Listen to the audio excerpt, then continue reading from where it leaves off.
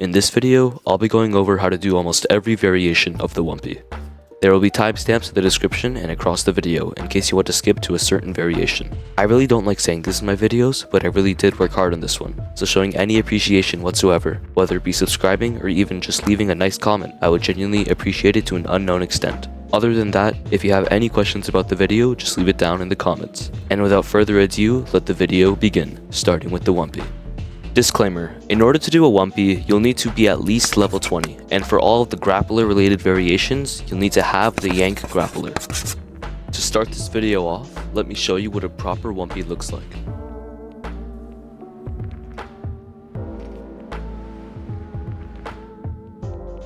There's essentially only 3 steps to doing a Wumpy.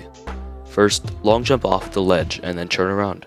Let yourself fall beneath the ledge a little bit before continuing to the next step, about when your head reaches the ledge. Here's some footage of me doing a Wumpy in third person to give you an idea of the timing before you start the next step. Next, you have to do a wall boost. If timed correctly, the wall boost will just launch you up high enough to the ledge and maintain your momentum. If you don't know how to wall boost, all you have to do is, while being mid-air and close to a wall, hold shift and double tap space while facing upwards. You can look at my keyboard overlay to get a better understanding.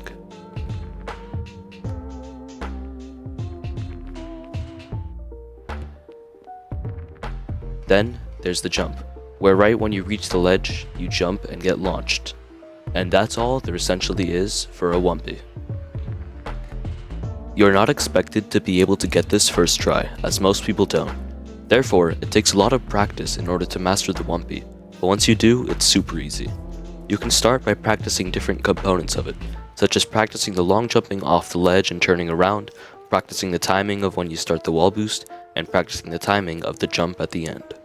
Next up is the Gumpy. The Gumpy is essentially the same as a Wumpy, except you use your Yank Grappler to propel yourself upwards instead of a wall boost.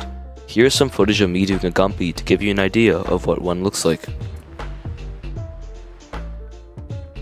If you've already learned the Wumpy, then that makes learning the Gumpy easier, since they share all the same components except the wall boost. All you have to do is practice the timing of the grapple once you jump off the ledge. Once your head passes below the ledge that you jumped off of, look upwards and grapple right below the ledge. Right after you grapple the ledge, simply press space to execute a wall bounce, which will propel you upwards to the ledge at where you can simply do a jump to do a Gumpy. Again, like the Wumpy, you won't be able to get the Gumpy on the first try. With most of these techs, simply practicing the timing is what it takes in order to master them, but also like the Wumpy, once you master the Gumpy, it'll be much easier to do. Next, we have a much less used variation. It's either called the Dagumpy or the DSG. This one essentially lets you get a second jump mid-air. For the sake of pronunciation, I'll call it the DSG.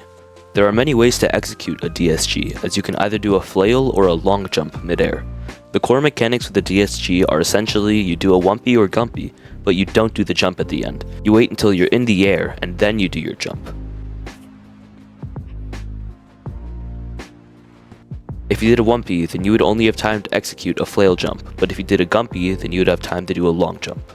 You can execute a DSG by, instead of doing the jump at the end, you let the momentum carry you upwards above the ledge, and once mid-air, you hold shift to either do a flail jump or press the keys for a long jump.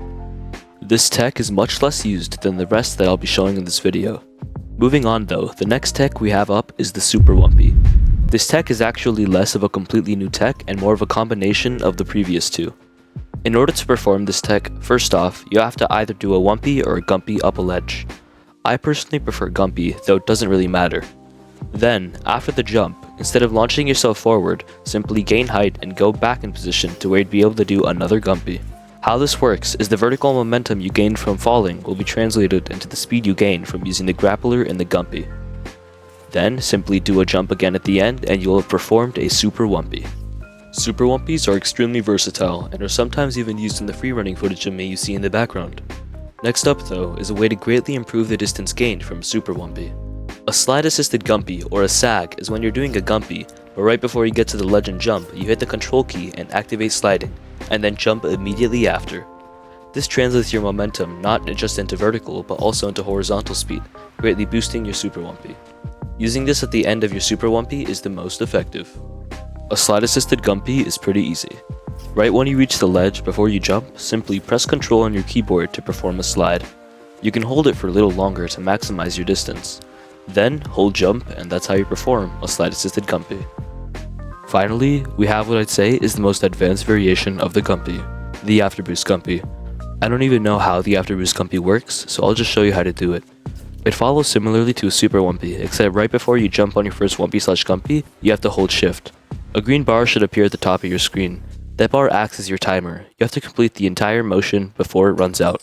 Right after you gain some height, you can grapple downwards to make this whole process faster.